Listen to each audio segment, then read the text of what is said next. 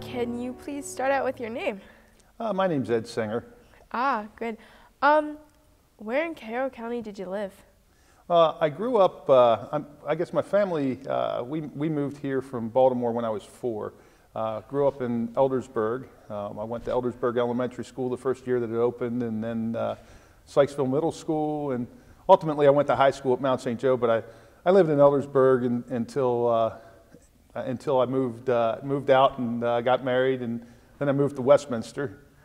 And things were expensive in Eldersburg. It's kind of an economics thing. We moved from, my wife and I moved from Eldersburg to Westminster, and then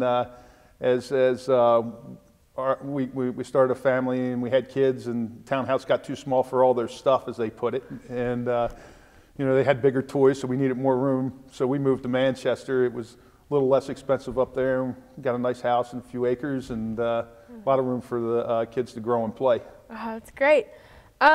What's your favorite thing about Carroll County? My favorite thing about Carroll County, I guess it's close enough to Baltimore that you can go and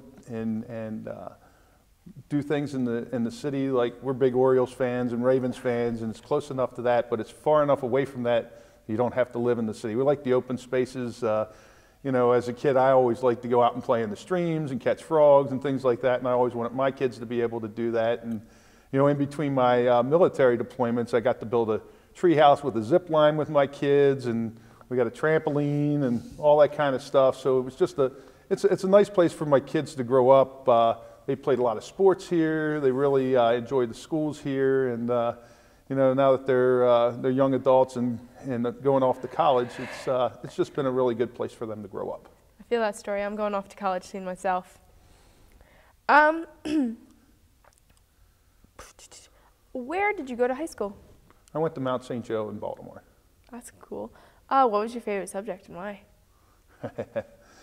Oh, boy. Well, everybody's favorite subject is phys ed, but it's a fun class, and it gets you away from all the hard work. I liked the science classes, and I ultimately majored in science in college, but there's a lot more work that goes into the science classes. So sometimes, even though you're very interested in these science classes and all that, it's such hard work. You wouldn't necessarily call them your favorite, because sometimes you're hating it as you're staying up all night trying to get through the advanced placement classes in biology and physics and things like that, and calculus, and those classes are driving you crazy. But it was kind of nice. The reason I say phys ed is because it was a nice break from everything else. Did you always want to go into the military? That's kind of funny. My military career got started. My dad was encouraging me. I was a pretty good student and all. My dad thought, well, it'd be great if you went to the Naval Academy. And I went down and I visited the Naval Academy, and I was like, that's like being in prison for 4 years. And so we kind of came to this compromise.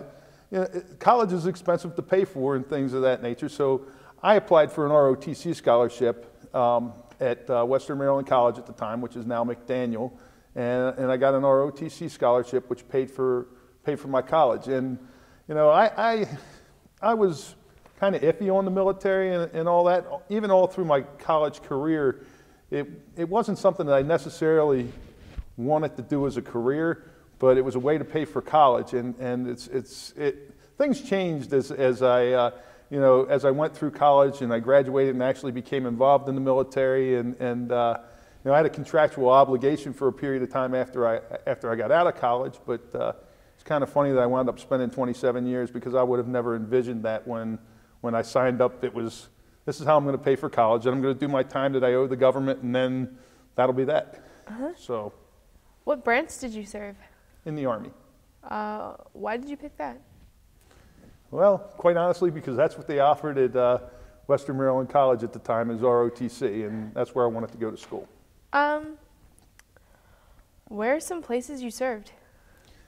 Well, it's interesting. I started out in the Maryland National Guard, and I had a really good time with the National Guard, in that I was a platoon leader in an engineer company, and also a company commander for an engineer company. And we did a lot of we had a lot of heavy equipment and things where we could build things. And I really liked, we did community support projects. It gave an opportunity for my soldiers to go out and learn a skill with a bulldozer or a grader or whatever.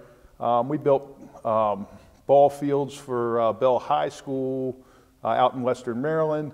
We did some projects down at Camp Frederick, which is now kind of a military reservation.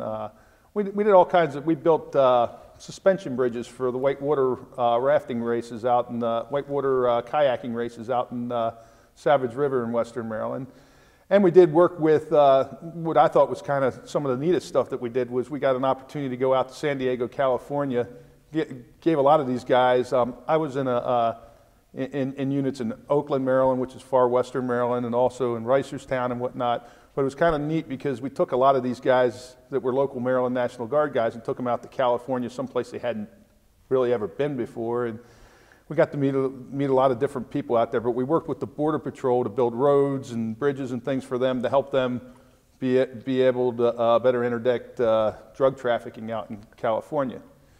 Then I've been to Afghanistan.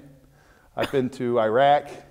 My last deployment, I got to go to a whole bunch of different places in Central Asia, which was kind of odd because when I got into the military and I was commissioned in 1987, our biggest enemy were the Russians. And a lot of these countries, Uzbekistan, Tajikistan, Turkmenistan, and whatnot that I got to visit while I was on my last deployment. They still have Russian bases on them. They're part of the former Soviet Union. And it was kind of very odd to see how they were set up as far as everybody kind of relies on the government there, and that kind of just struck me. It was like anytime we were like, well, why don't we do this? If this might help improve things in your schools, because I was doing military cooperation with the embassy and some of the people in those countries, and it was, well, let's try this idea. And it was like, well, we have to get permission from the central government, and it's just kind of, that's I guess just the communist mentality is still, even though they're not part of the Soviet Union anymore, that's still in their heads. Did you like traveling overseas? Quite frankly, I loved Afghanistan. I loved the people there. I probably would work there on a regular basis if there was some kind of teleporter machine that could teleport me back and forth from Afghanistan to home and back. It just, it was, my experience in Afghanistan was kind of neat because I felt like those were poor, depressed people that there's not much they can do for themselves, and we were trying to help them be more self-sufficient. And the hard part was, I liked seeing different places and meeting different people. I love people. I like talking to people. I like dealing with people, and if I can help people, I like helping people. And it's kind of funny to hear that from the military, but the bottom line is I think people think that you're going to go to a country, and I guess the idea is to kill as many people as you can because then you win the war. Well, that's not the way that it works, because there's a certain number of people who are causing the problems that you have to deal with, but there's also the general population that aren't the problem, and you got to figure out how to get those guys over to your side so that they can be not your enemy anymore, or a lot of people are just on the fence, and they just want to have life go back to normal. So that was kind of part of my job, was to get those folks self-sufficient and understand that we wanted to work with them and not against them. But the traveling part was fun, but the hard part was my first deployment. My kids were, I think, like maybe kindergarten and second grade, and it was really hard to walk away from my kids, and to my daughter was hilarious. She wanted to be an airborne ranger, and I can remember telling that to my battalion commander. I was in an airborne battalion, and my battalion commander looked at her and said, well, you can be airborne, but you can't be a ranger. And she says, well, when I get that old, you will be able to. And it's kind of funny, they're sending women to ranger school now. So it's, she got this tough mentality. She wouldn't wear dresses, she wouldn't wear pink, she was driving my wife nuts. Her first communion was coming up, so it was hard being away from them. And I called her from a satellite phone, and I said, Natalie, look, it's your first communion. Mommy wants you to wear a dress. She's like, okay, for you, Daddy, I'll No That is problem. gross. So it was, it was hard being away from my family. I liked what I did, especially in Afghanistan and actually in Central Asia. The one thing that helped me a lot was I got my family involved in a lot of things. I was like, the kids really don't have any toys over here. And I kind of, the Taliban, I read the book The Kite Runner, which talked about the Taliban and not wanting the kids to be able to do certain things. I mean, so we went on a big drive to get soccer balls and kites and things like that so I could be out in the middle of these areas where they weren't really hospitable to Americans and whatnot, and kind of play with the kids. I mean, I flew kites with kids out in Afghanistan. We played soccer. It was kind of funny. One time we were out there, we had all these Nerf balls, and we're throwing the balls out to the kids. And the kids I had footballs and soccer balls. And the kids who got the soccer balls were out kicking the soccer balls around. But the kids who got the footballs, they're taking the points and they're trying to push them together because they think they got defective balls. And we had to explain to them about American football, and we got a little bit of a football game up. And it was kind of neat because my kids back here felt like they were involved and we were able to stay in touch. And, I kind of felt like it's hard to influence a 45, 50-year-old person that, the United States really wants to be their friend and really wants to be peaceful with them and would like not to be at war with certain countries. But I felt like if you could influence a 6, 8, 10-year-old kid and they'd have good memories of United States soldiers and what we stood for and that type of thing, and that we were actually their friends, that might help a long time down the road. What is the most interesting you saw when traveling or experienced when traveling? The most interesting thing I saw when traveling. Well, I've seen a lot of interesting things. I think, it's kind of funny, just little things stand out in my mind. One of the most interesting things that I saw in Afghanistan was there was like a minivan and it had a couple of couches strapped to the top of it, and there were people sitting in the couches and there were people hanging. There must have been 40 people in this minivan and on top of the minivan and, just driving down the road. And it's just like, you think over here in the United States, we've become so risk averse that there's people that, there's like 40 people hanging on this van in different places, sitting on a sofa that's strapped to the top of the van and that type of thing. I guess it was just a way to get around. I had people who would come, we would try to help them with agriculture, whether it be, we did some projects with chickens or irrigation or things like that were places that it would take me 2 days to drive there in a Humvee, and I'd have people show up at our base that had traveled like 6 or 8 days on a tractor, and there'd be like 8 guys hanging on this tractor traveling to come to I was on what they called a provincial reconstruction team, just to see us and talk to us. So that was interesting. I also got to see some cool places. I got to float in the Black Sea, in the Dead Sea, which is, I'd probably never had an opportunity to go there. It's kind of funny because you can only kind of halfway get down in the water because there's so much salt in there that the buoyancy's kind of crazy. I met a lady who was the first female to fly a combat aircraft, command a combat squadron in combat while I was in Jordan, and she was talking to Muslims about women and women's issues and things like that. And it was kind of interesting to watch because the younger men there were open to listening to what she had to say about women and women's issues, but the more older traditional folks, not so much. So I think things are changing, and that we can have a positive influence in the world, and that we don't want to the big thing is that everybody's always concerned about is we're there to destroy somebody's culture, and that's not what it's all about. But you've got to kind of consider everybody's rights and thoughts when you're dealing with things. And it was really neat to meet this individual that was kind of a front runner for us here in the United States, and seeing her interact in a conference in Jordan with different militaries throughout the Middle East and Central Asia. What did you learn about other cultures while overseas?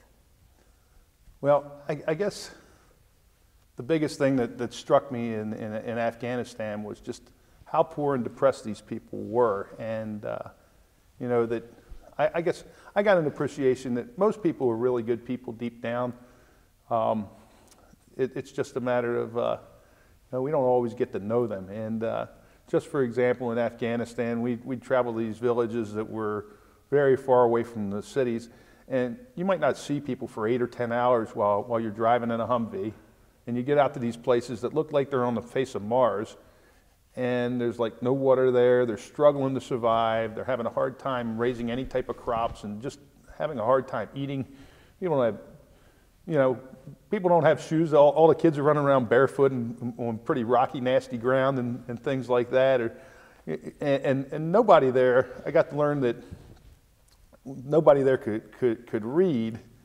And just working with them on things that we take kind of for granted, it really made me have an appreciation for the fact that I thought a lot about, I was born here in the United States and I'm fortunate enough to have the things that I have. But what if I was born in Afghanistan and I was born in the middle of this desert? I'd ask the people a lot of times we were in these villages, why do you live here? Because there's some places in Afghanistan that aren't that far away where there's water and there's green stuff and things like that. But this is kind of like the middle of a barren desert where there's nothing and these people are just struggling to survive. And the answer I got was, well, my father lived here, his father lived here, his father lived here, and his father lived here, and this is our village. Okay, and that was kind of the answer. I mean, but they really don't know anything any different, and it really, I think that people are very much the same deep down. One of the things that really struck me in Afghanistan was in working with these villages, they were in areas that were constantly under siege by the Taliban. And we would go out there and nobody really wanted to mess with us because we could call in close air support and things like that. So we rarely in Afghanistan, it was very rarely that anybody wanted to pick a fight with us because they knew that, that was going to be a losing battle.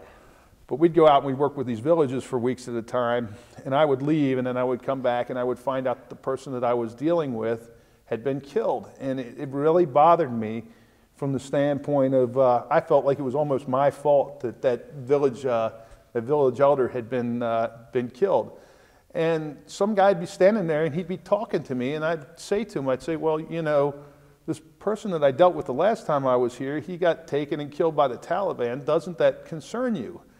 And their value for life is a little bit different there because it is so hard. But the guy said to me, he said, well, he said, we want things to be better for our kids, very much like I think any of us here in the U.S. want.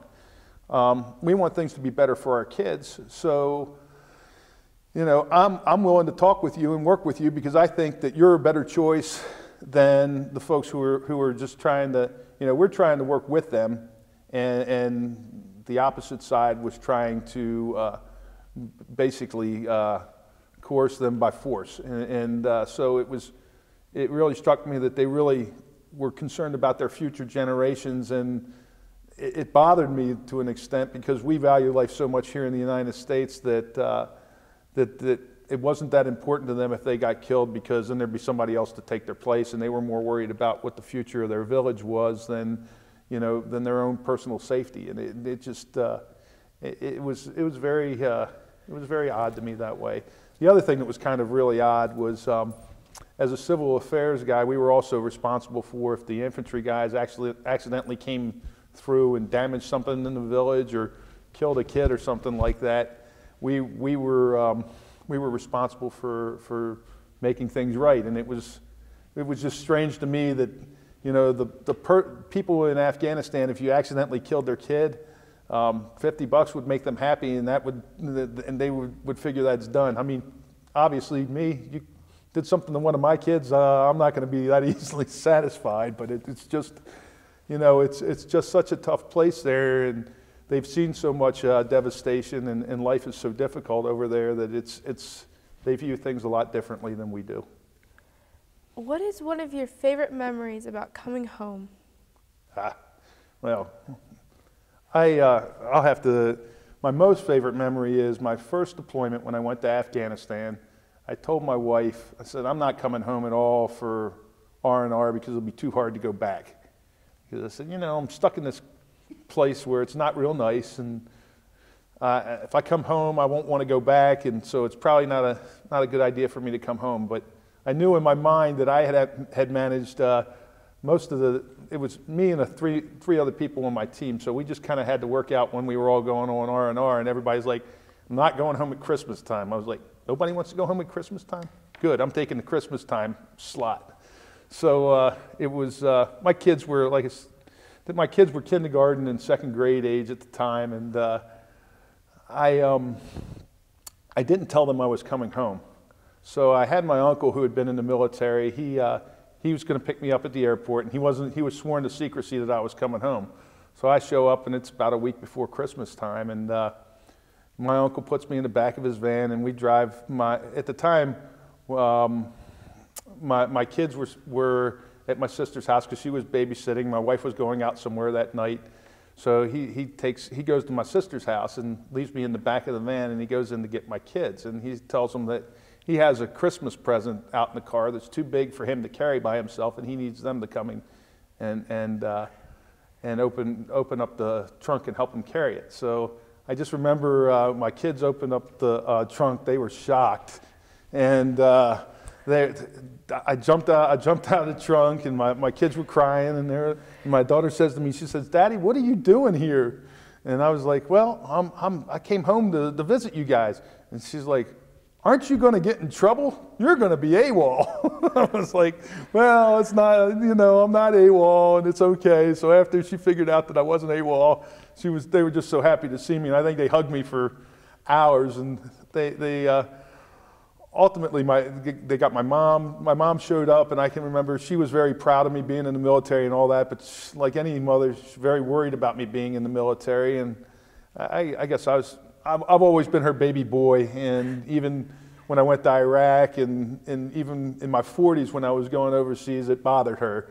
But she showed up, and I was hiding, and they had me hide behind the shower curtain in the bathroom, and they told her the kids had done something in the tub, and she went and opened up the shower curtain, and then she cried for like the next 8 hours because she hadn't seen me in months, and she was just so happy about it. And so that was an awesome memory. My son kind of blew it with my wife, though. They got my wife to come back to my sister's house, and my son's sitting on the porch, and he had been kind of depressed about the fact that I was gone. And he looks at my wife and says, "Mommy, I'm so sad." And apparently he's got a big, huge smile on his face that Daddy's not going to be home for Christmas. And my wife said, "Yeah, I knew at that point in time something was up." So she didn't get the immediate shock of seeing me like the kids and my mom had gotten, but it was probably one of the most special moments and special days of my life. Ah, that's amazing.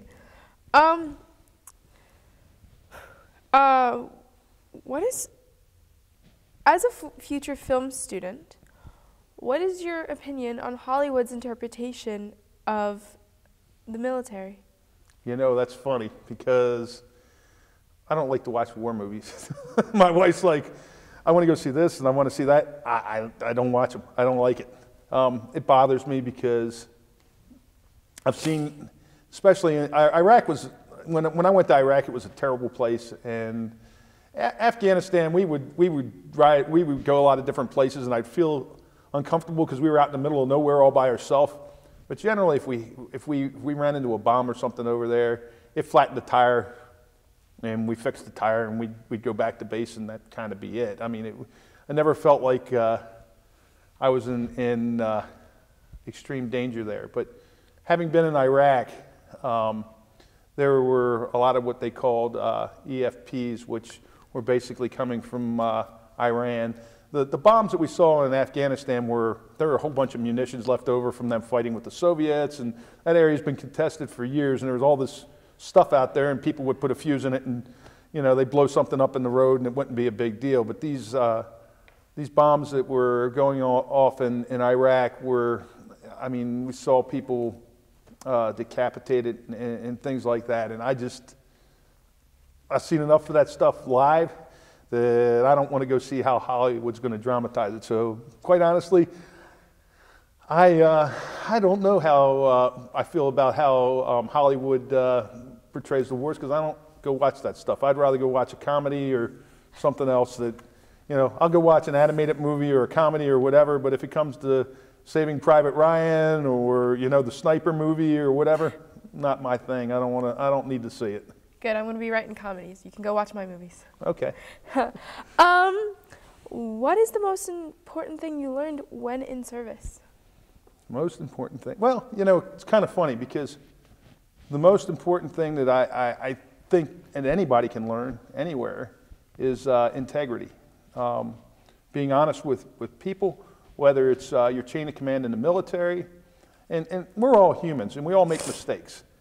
And I could always, as a commander or a team leader or whatever I was in the military, I could always understand if somebody made a mistake and they told me what they did, and we would try to fix it.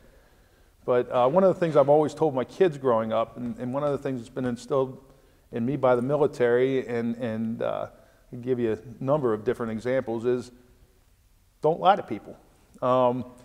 Be honest with people. In dealing with people in Afghanistan, if I told them I was going to do something, in order to gain their trust, I had to follow through. I certainly didn't want to, if there was something I thought I might be able to do, we'd have to make sure that they clearly understood that maybe we can do this, and I'm going to go try to make this work out, or whatever it is. We'll try to build you a school here, but you don't have any teachers. We got to work with the Ministry of Education to get you teachers if we're going to build a school. Those type of things. The honesty and integrity is whether you're dealing with people that like I was in Afghanistan or Iraq, and just being honest with people and making sure that you don't stretch the truth or lie. Once you lose somebody's trust, it's very hard to gain that back. Whether it's people in a foreign country or me as a commander, if I had an NCO that was working for me on a mission, and he said, I've got X, Y, and Z all lined up, and I find out, no, you don't have X, Y, and Z all lined up, and you were just trying to hide something from me, trying to get that person's trust back is impossible. So it's being honest with people, and everybody's a human being.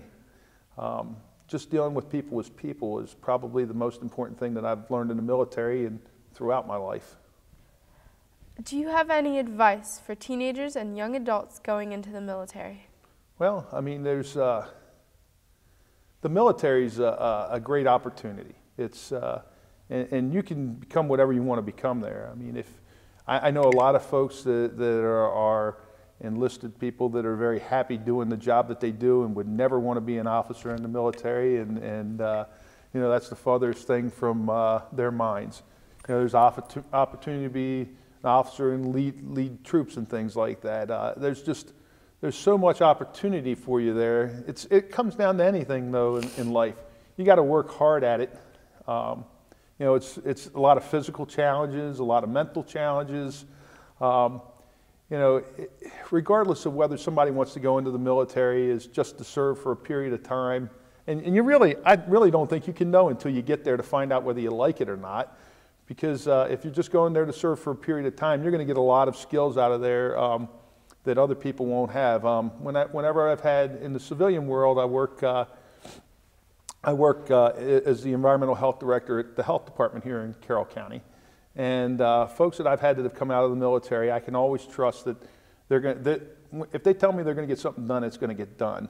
They have a lot of leadership ability that they get from the military. There's just so much, and I'll be honest, from my perspective, I feel like I've gotten a lot more out of the military than I've given to the military. I've given the military a fair amount, but there's a lot of things that the military gives back to you that are intangible. I wouldn't be the person that I am today if I didn't have the experiences. It's kind of funny to go to Iraq and Afghanistan and see some of the things that I've seen. It's made me appreciate things a lot more. It's taught me a lot about how to lead people, how to deal with people. I feel like I can deal with just about anybody, and it's for instance, I have a job interview for a promotion on Monday, and somebody said, "Well, aren't you nervous?" I said, "Well, as far as I know, nobody's going to shoot at me there. Nobody's going to try to blow me up. So I don't know what they're going to do to me that really should make me nervous. I mean, I'm either going to get the job or I'm not going to get the job. So it's a pretty simple thing for me."